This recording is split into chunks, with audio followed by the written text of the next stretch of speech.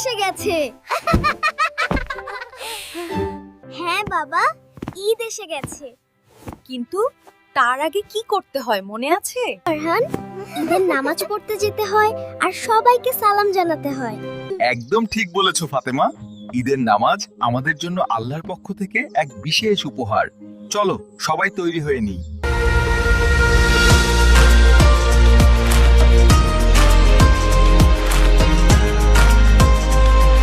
বাবা, আমার খুব ক্ষুধা পেয়েছে। ক্ষুধা পেয়েছে, কখন সেমাই খাবো?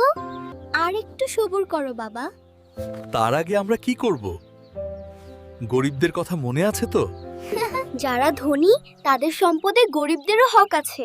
এই জন্যই তো আমরা ফিতরা দেই। একেবারে ঠিক বলেছো ফাতেমা। আর এই সেমাই তো শুধু আমাদের জন্য নয়, আমাদের প্রতিবেশী ও আত্মীয় স্বজনের সাথে ভাগ করে খাওয়ার জন্য।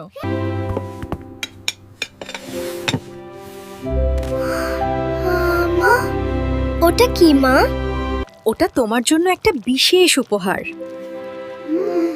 কিন্তু তার আগে তোমাকে একটা কাজ করতে হবে। কি কাজ মা?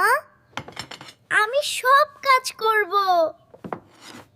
আজ তুমি তোমার খেলার ছলে অন্তত একজন গরিব বা ছোট বন্ধুকে তোমার খেলনা অথবা খাবারের কিছু অংশ উপহার দেবে।